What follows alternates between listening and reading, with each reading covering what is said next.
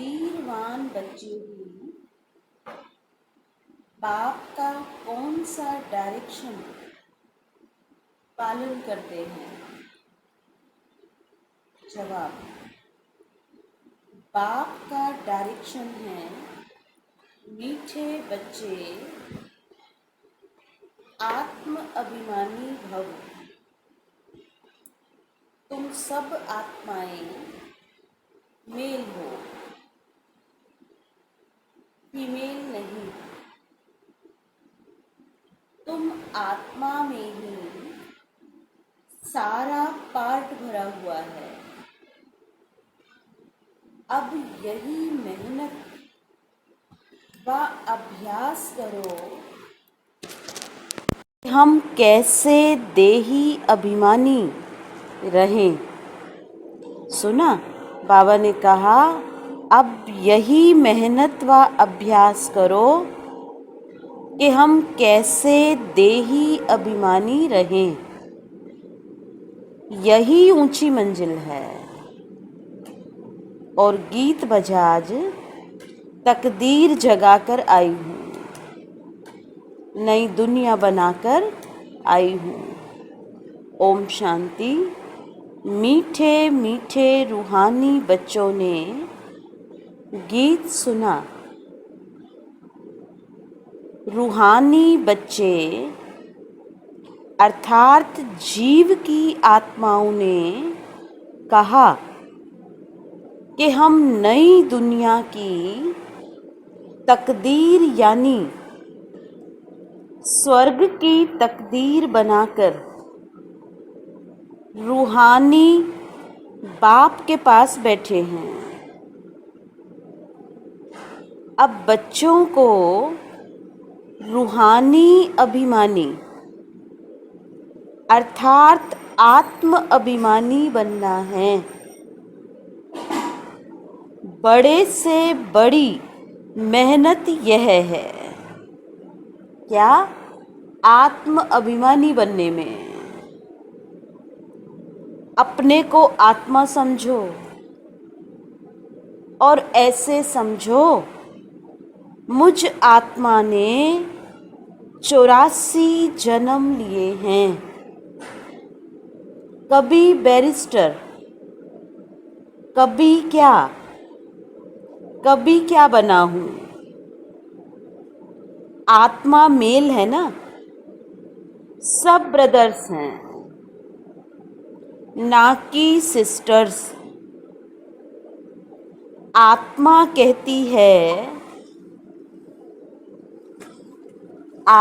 कहती है ये मेरा शरीर है,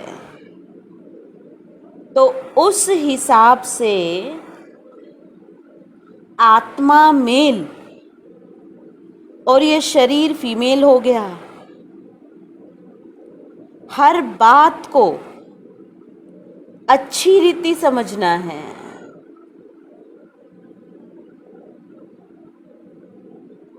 बाप बड़ी विशाल महीन बुद्धि बनाते हैं ना।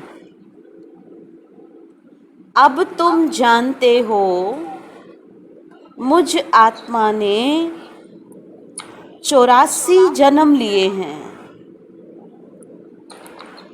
संस्कार अच्छे व बुरे आत्मा में रहते हैं। उन संस्कारों अनुसार शरीर भी ऐसा मिलता है। सारा मदार आत्मा पर है। सुना, बाबा कहते सारा मदार आत्मा पर है। इको हो रहा है।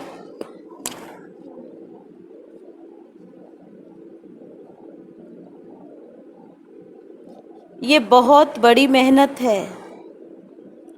जन्म जन्मांतर लौकिक बाप को याद किया, अब पारलौकिक बाप को याद करना है। अपने को घड़ी घड़ी आत्मा समझना है। हम आत्मा ये शरीर लेते हैं। अब भी हम आत्माओं को बाप पढ़ाते हैं। यह है रूहानी ज्ञान जो रूहानी बाप देते हैं। तो पहली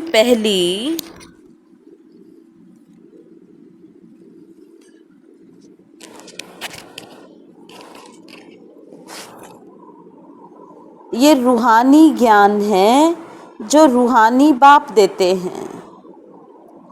पहली मुख्य बात, बच्चों को देही अभिमानी हो रहना है। देही अभिमानी हो रहना ये बड़ी ऊंच मंजिल है। ज्ञान ऊंच नहीं है, ज्ञान में मेहनत नहीं है।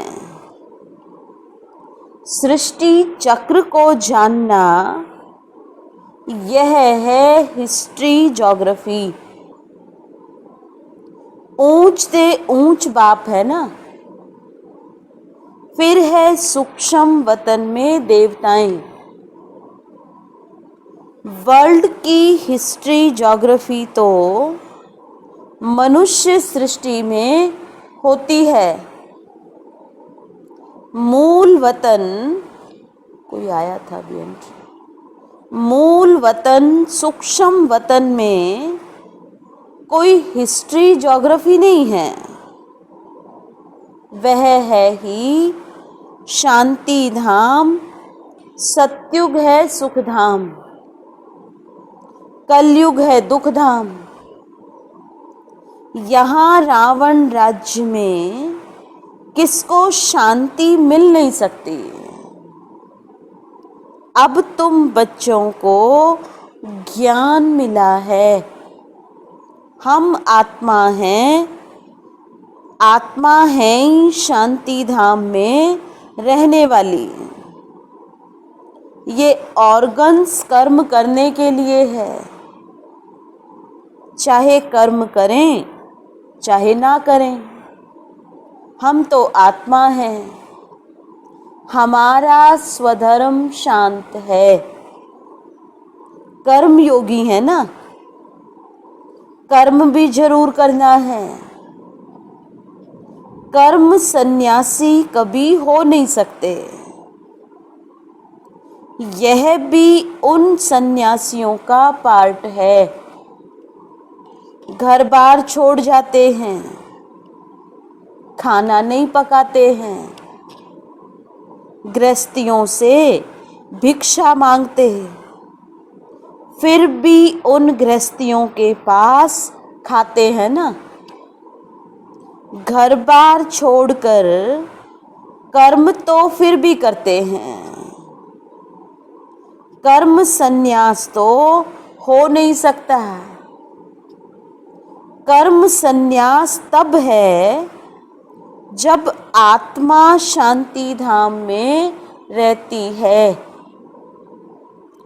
वहां कर्म इंद्रियां ही नहीं हैं। तो कर्म कैसे करें? इसको कर्म क्षेत्र कहते हैं। कर्म क्षेत्र पर सबको आना पड़ता है। वह है शांति धाम अथवा मूल वतन। ऐसे नहीं कि ब्रह्म में आत्मा को लीन होना है। आत्माएं शांति धाम में रहने वाली हैं।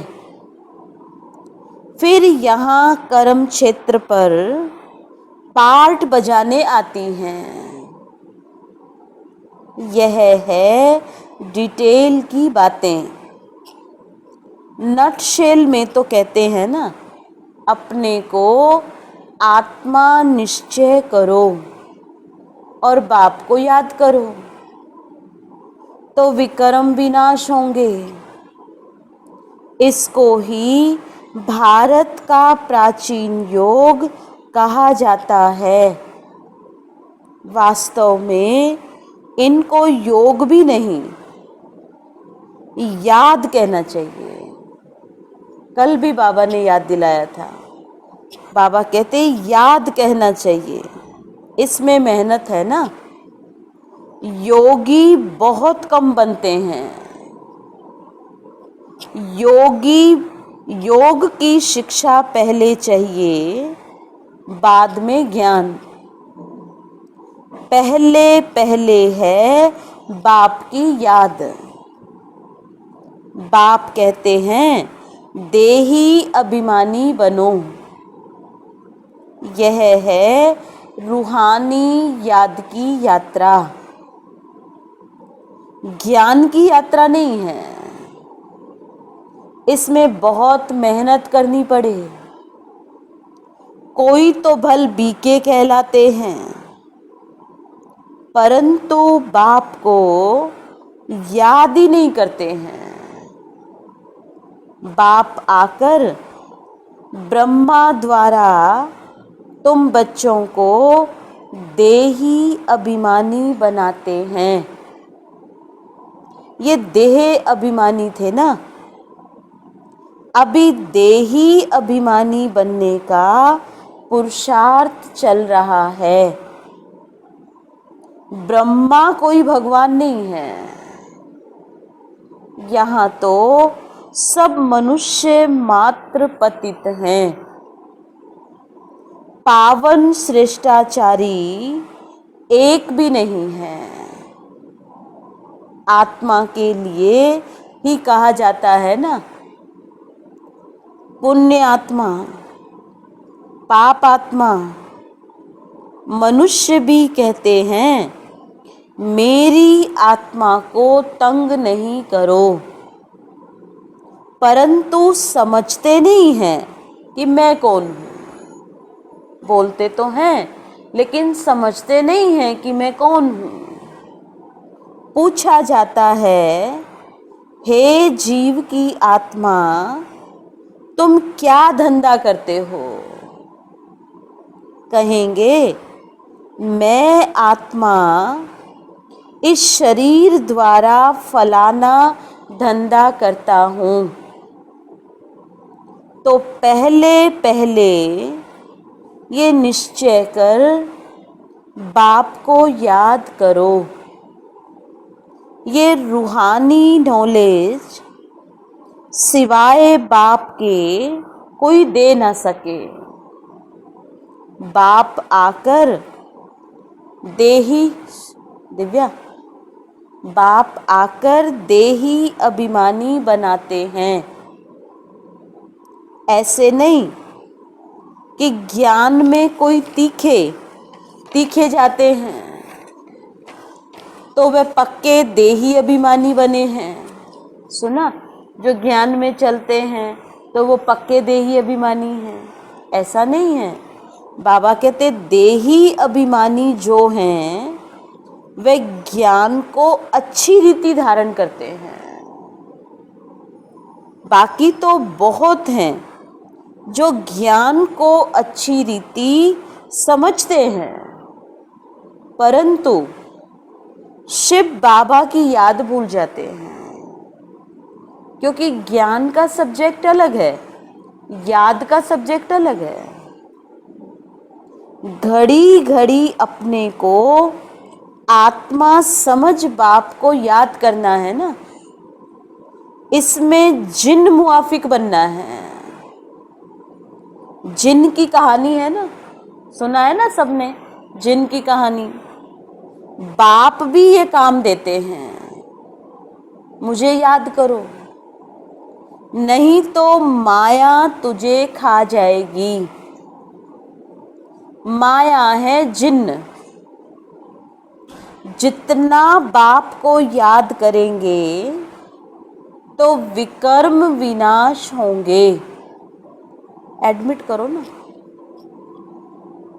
बाबा कहते जितना बाप को याद करेंगे तो विकर्म विनाश होंगे और तुमको बहुत कशिश होंगी। माया उल्टा बनाकर तुमको बहुत तूफान में लाएंगी। बुद्धि में यही याद रहे कि हम आत्मा बाप के बच्चे हैं, बस इस खुशी में रहना है। सुना, बाबा कहते बस इस खुशी में रहना है कि हम आत्मा बाप के बच्चे हैं। देह अभिमान में आने से माया चमाट लगाती है। हातम ताई का खेल भी दिखाते हैं ना, मोहलरा डालने से गुम हो जाते हैं। तो तुमको भी माया तंग नहीं करेगी अगर बाप की याद में रहेंगे तो, यथार्थ याद में रहेंगे तो। इस पर ही युद्ध चलती है। तुम पुरुषार्थ करते हो याद करने का, लेकिन माया ऐसा नाक से पकड़ेंगी जो याद करने ही नहीं देंगी। तुम तंग हो सो जाएंगे। सुना, बाबा कहते तुम तंग होकर सो जाएंगे। इतना माया से युद्ध चलेंगी। बाकी वर्ल्ड की हिस्ट्री ज्योग्राफी तो मोस्ट सिंपल है। तुमको घड़ी घड़ी कहा जाता है ना, हमेशा समझो अब हमारे 84 जन्म पूरे हुए, अब हम जाते हैं बाबा से मिलने। ये याद रहना भी मुश्किल है। बाकी किसको समझाना कोई मुश्किल नहीं है, ज्ञान समझाना कोई मुश्किल नहीं है। ऐसे नहीं है हम तो बहुत अच्छा समझाते हैं, नहीं। पहली बात ही है याद की। प्रदर्शनी में ढेर आते हैं। पहले ये सबक सिखाना है, ये पाठ सिखाना है कि अपने को आत्मा निश्चय कर बाप को याद करो, तो तमो प्रधान से सतो प्रधान बनेंगे। पहले लेसन ही यह देना है। भारत का प्राचीन योग कोई सिखा नहीं सकते। बाप जब आकर सिखाए तब सीख सकते हैं। मनुष्य को राजयोग सिखा नहीं सकते, इम्पॉसिबल है। सतयुग में तो है ही पावन, वहाँ तो प्रालब्ध भोगते हैं, वहाँ ज्ञान अज्ञान की बात ही नहीं। भक्ति मार्ग में ही बाप को पुकारते हैं कि आकर दुख हरो सुख दो। सतयुग त्रेता में कोई गुरु गोसाई होते नहीं, वहाँ तो सदगति पाई हुई है। सदगति का वर्षा 21 जन्म के लिए तुम पा सकते हो। 21 पीढ़ी कहते हैं ना, ब्रह्मा कुमारी वह, कौन ब्रह्मा कुमारी? आप सब भी तो हो। बाबा कहते ब्रह्मा कुमारी वह जो 21 पीढ़ी का उद्धार करे। तो ये भारत में ही गाया जाता है ना, भारत में ही तुमको 21 पीढ़ी का वर्षा मिलता है। वहाँ तुम एक ही देवी देवता धर्म वाले होते हो, दूसरा कोई धर्म नहीं है। बाप आकर तुमको मनुष्य से देवता बनाते हैं। पवित्र होने बिगर हम वापस जा कैसे सकते हैं? यहाँ तो सब विकारी पतित हैं। जो जो धर्म स्थापक हैं वह फिर पालना करते हैं, उनके धर्म की वृद्धि होती जाती है। वापिस कोई भी जा नहीं सकता। एक भी एक्टर, एक भी आत्मा इस पार्ट में से जा नहीं सकती। बाबा कहते वापिस जा नहीं सकता। सबको सतो प्रधान, सतो रजो तमो में आना ही है। ब्रह्मा के लिए भी कहते हैं ब्रह्मा का दिन, ब्रह्मा की रात। तो क्या सृष्टि में अकेला ही ब्रह्मा होगा? अकेला ही ब्रह्मा होगा क्या? अभी तुम ब्राह्मण कुल के बने हो, तुम रात में थे, अब दिन में जा रहे हो। तो तुमको समझाया है कि कितना समय पूज्य पने में रहते हो। कितना समय रहते हो भाई पूज्य पने में? हाँ, बोलते ही नहीं है। बाबा कहते कितना समय पूज्य पने में रहते हो और कितने जन्म पुजारी बनते हो? हिसाब है? लॉकडाउन में भूल गए क्या? कितना समय पुजारी बनते हो? तो जब तक बाप ना आए तब तक कोई भ्रष्टाचारी से श्रेष्ठाचारी बन ना सके। भ्रष्टाचारी उनको कहा जाता है। किनको कहा जाता है? भ्रष्टाचारी किसको कहेंगे? कहते हैं ना करप्टेड है। किसको कहते हैं? जो विकार से पैदा होते हैं। इसलिए इसको हेल कहा जाता है। हेल और हेवन दोनों में अगर दुख हो तो फिर तो उनको हेवन ही ना कहा जाए। जब तक पूरा समझा नहीं है तो उल्टे सुल्टे प्रश्न करेंगे। तुमको समझाना है भारत बहुत ऊंच था। जैसे ईश्वर की महिमा अपरम अपार है ना, वैसे भारत की भी महिमा अपरम अपार है। भारत क्या था? ऐसा किसने बनाया? बाप ने, जिसकी महिमा गाते हैं। बाप ही आकर बच्चों को विश्व का मालिक बनाते हैं।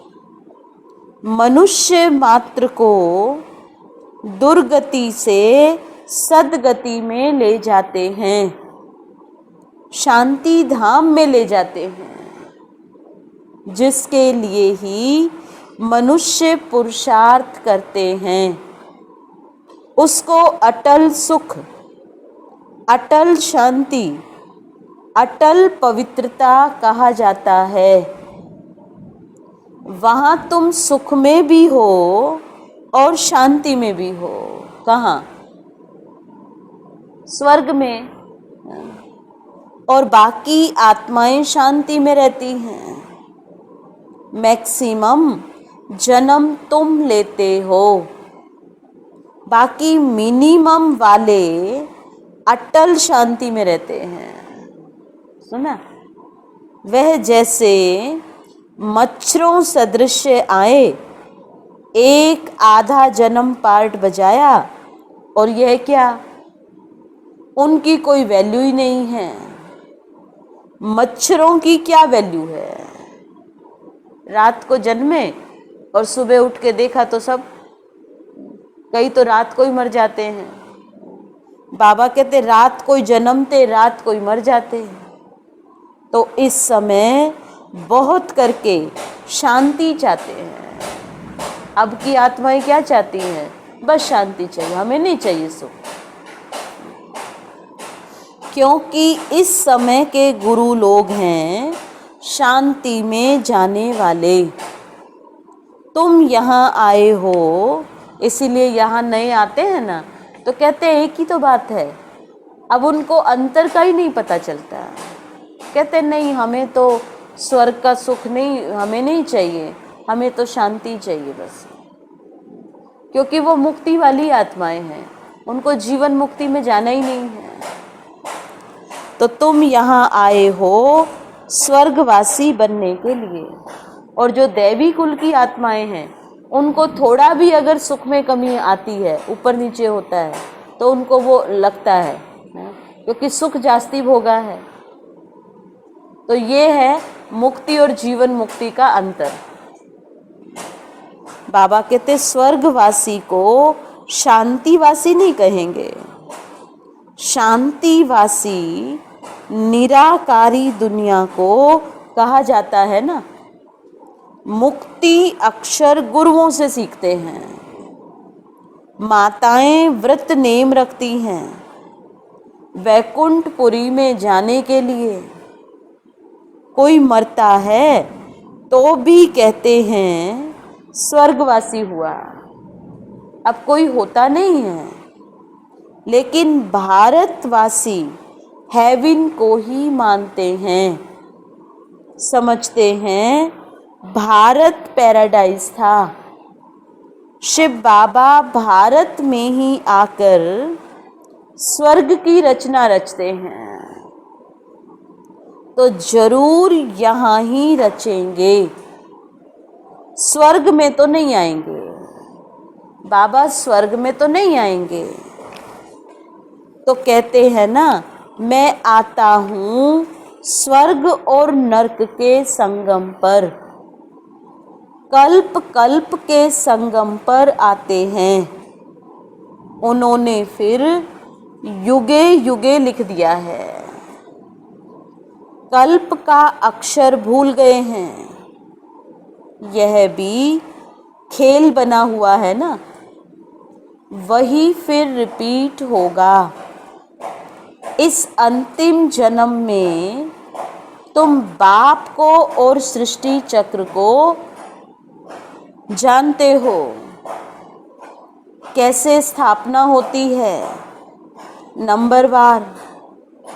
सो अब तुम जानते हो ये सारा खेल तुम भारतवासियों पर ही बना हुआ है। अभी तुम बाप द्वारा राजयोग सीखते हो, बाप की याद से ही राज्य पाते हो। चित्र भी खड़े हैं। ये सब चित्र किसने बनाए हैं? किसने बनाए हैं? इनको कोई गुरु गोसाई तो है नहीं। अगर कोई गुरु होता तो भी गुरु को एक शिष्य थोड़ी होता, अनेक होते ना। तो ये नॉलेज सिवाय एक बाप के और कोई जान ना सके।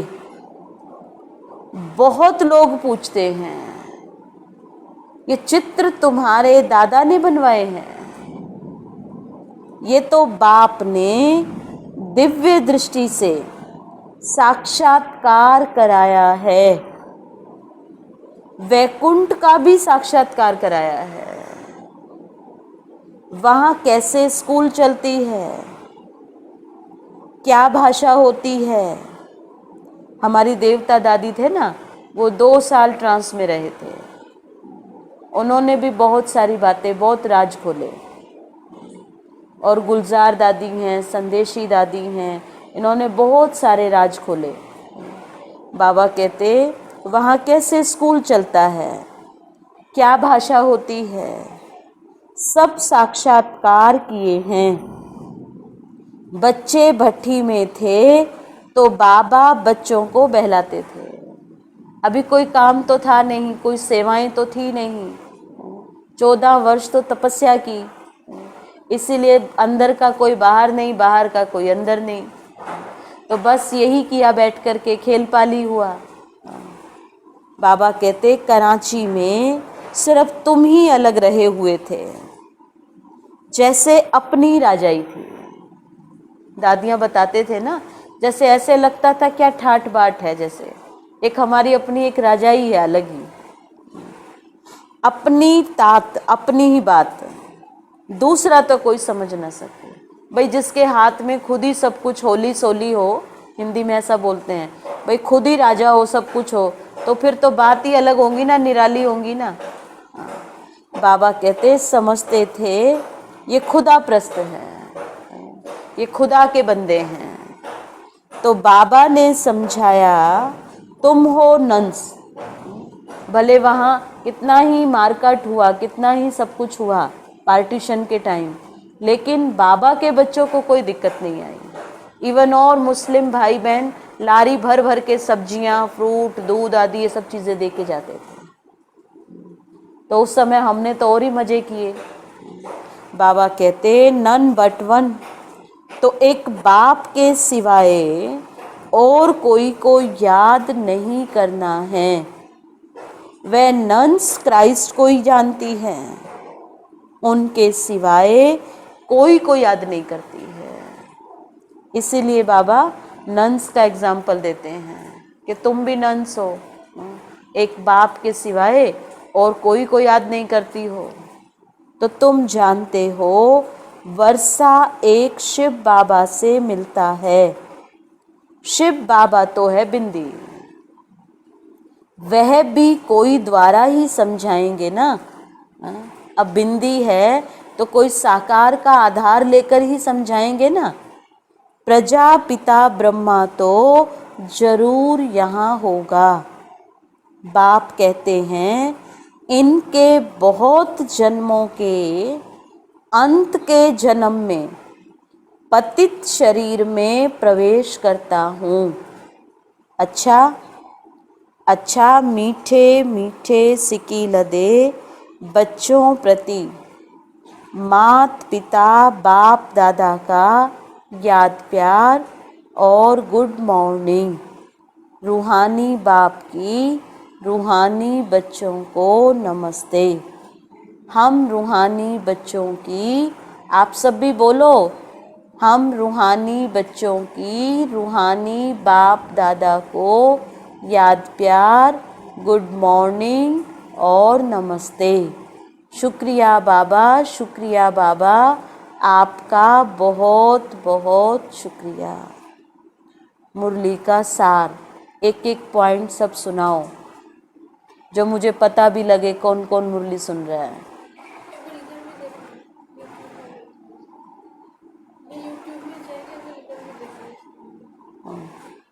सुना?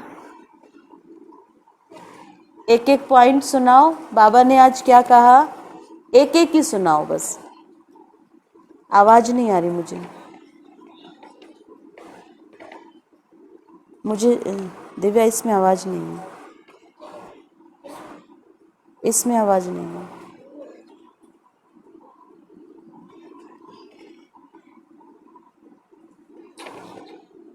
हेलो, हाँ जी, ओम शांति। हाँ इस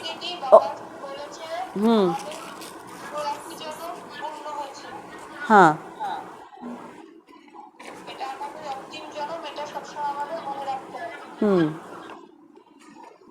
और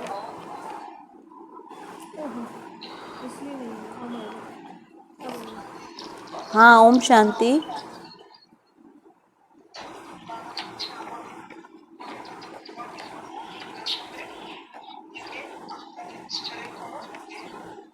अच्छा, और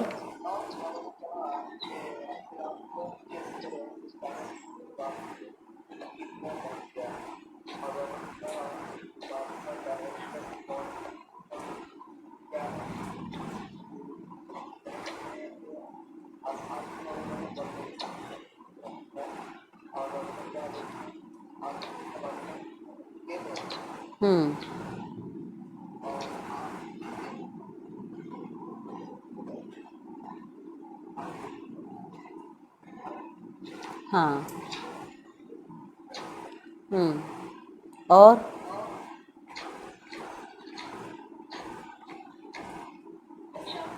ओम शांति।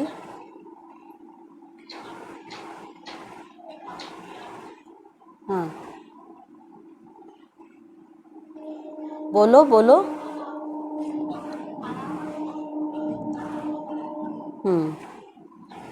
कौन बोल रहा है?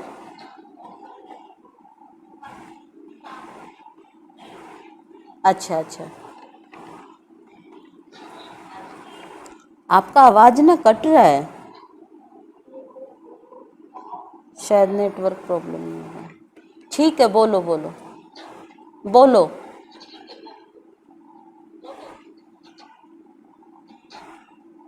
और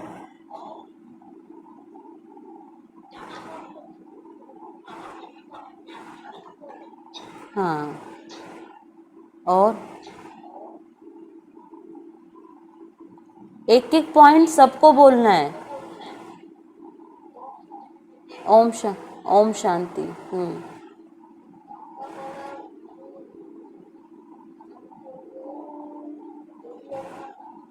हम्म हम्म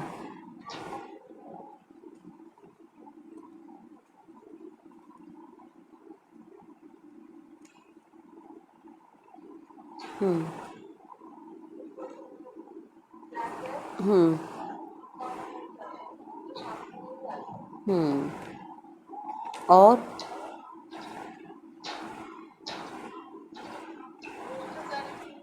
ओम शांति।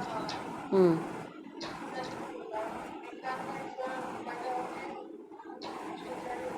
हम्म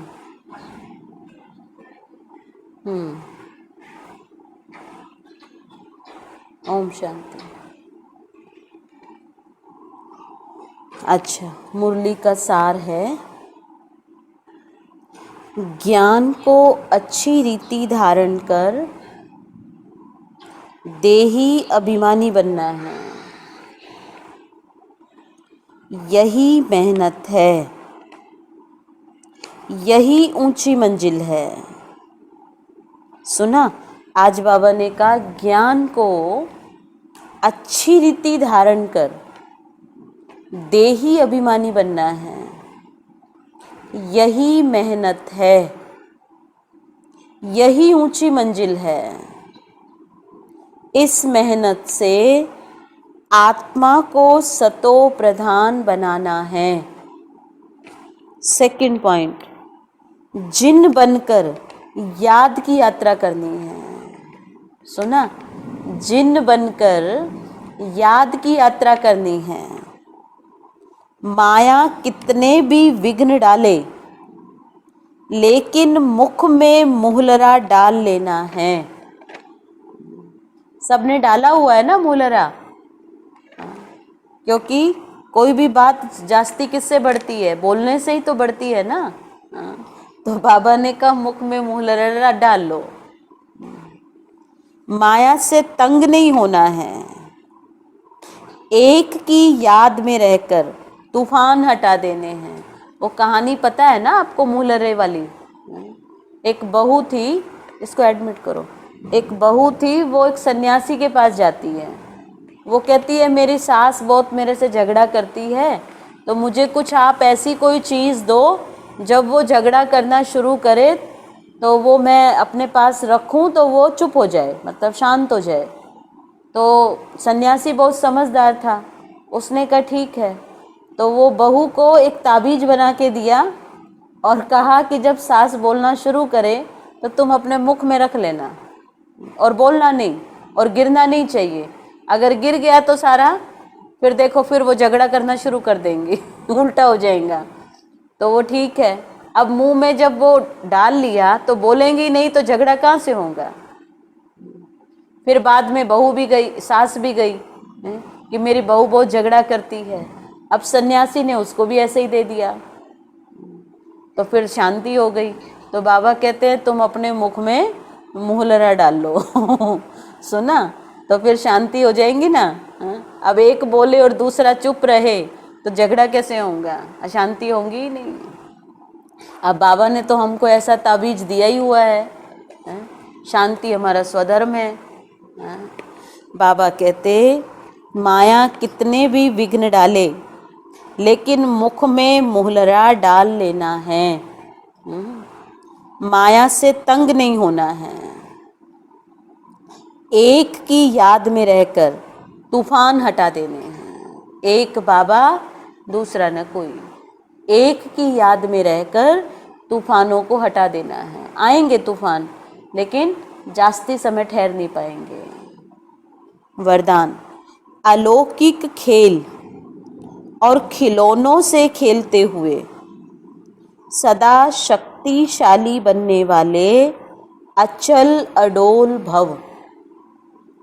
अलौकिक खेल और खिलौनों से खेलते हुए सदा शक्तिशाली बनने वाले अचल अडोल भव।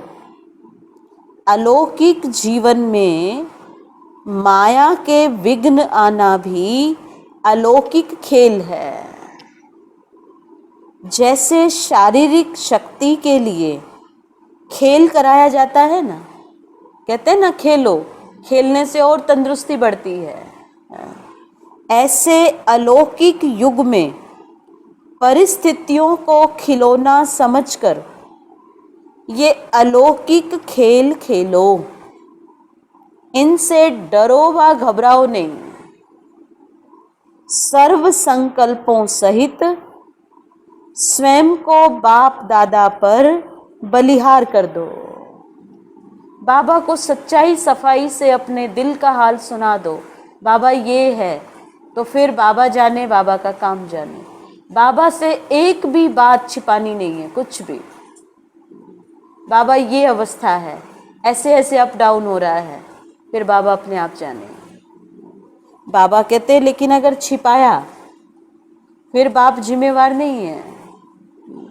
सर्व संकल्पों सहित स्वयं को बाप दादा पर बलिहार कर दो, तो माया कभी वार नहीं कर सकती। रोज अमृत वेले साक्षी बन स्वयं का सर्व शक्तियों से श्रृंगार करो, तो अचल अडोल रहेंगे। सुना, बाबा कहते रोज अमृत वेले साक्षी बन सर्व शक्तियों से श्रृंगार करो, तो अचल अडोल रहेंगे। और स्लोगन है, कोई भी संसार समाचार सुनना सुनाना यह भी स्वयं में किचड़ा जमा करना है। कोई भी संसार समाचार सुनना सुनाना यह भी स्वयं में किचड़ा जमा करना है। सुना, आज बाबा ने क्या कहा, सब कोरोना का समाचार ज़्यादा नहीं सुनो, ना सुनाओ किसी को। ज़्यादा इन चिंतन में नहीं रहना है।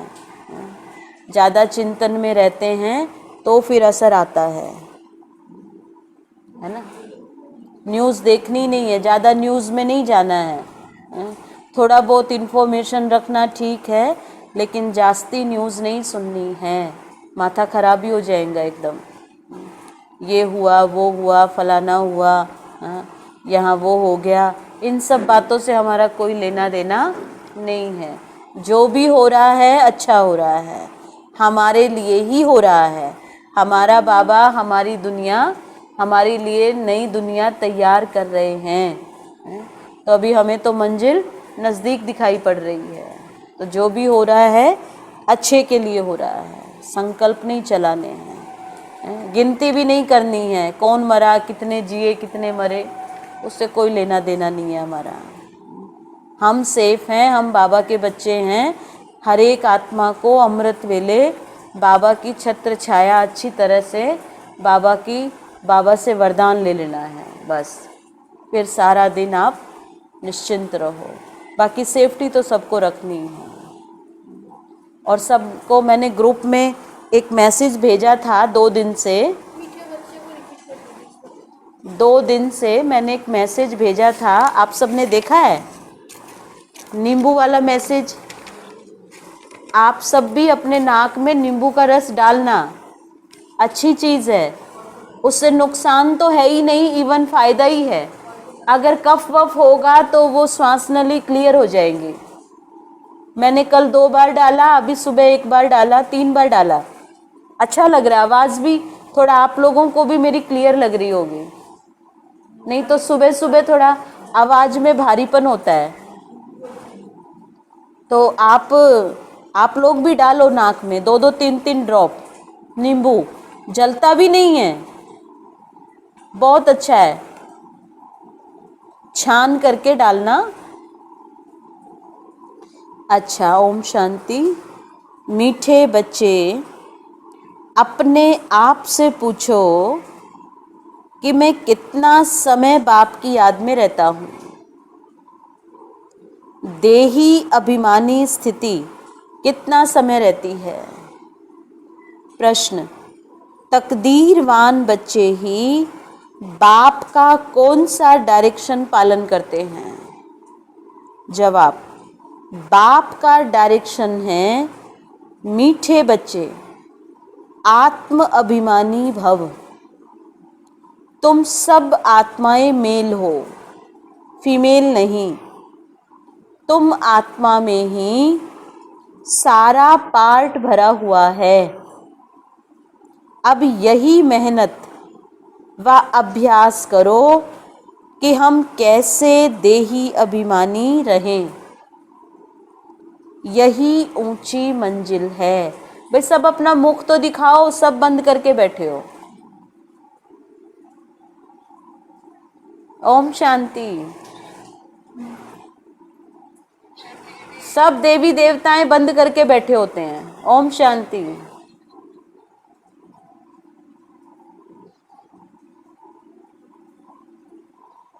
ओम शांति। देखो कितने अच्छे चेहरे लग रहे हैं सबके चमकते हुए। ओम शांति। अब ऐसे लग रहा है सम्मुख बैठे हो, नहीं तो ऐसे लगता ही नहीं है। बीच बीच में खोला करो ना, खोल करके मुरली सुनेंगे, मुझे सुनाने में मजा आएगा। क्योंकि दिखता नहीं है ना, तो ऐसा लगता है बस रीडिंग ले दो। फिर वो साइलेंस रखा करो, बाकी फिर खोल करके बैठो। अभी ऐसे लग रहा है जैसे सेंटर में बैठे हो सामने। और मीरा बहन तो साइलेंस में रहती है, एक भी पॉइंट नहीं बोलती।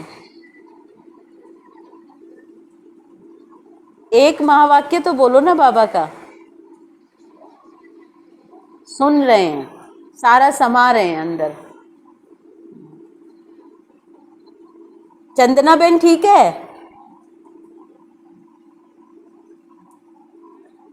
बहुत दिन हो गए हैं, बात नहीं की है।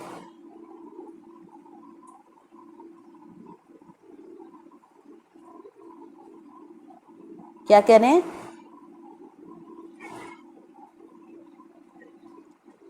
ठीक अच्छे, परे कथा बोलवो, परे बोलवो कथा फोने। ठीक अच्छे। अच्छा अच्छा, ओम शांति। चलो अभी 15 मिनट बाबा को याद करेंगे सभी।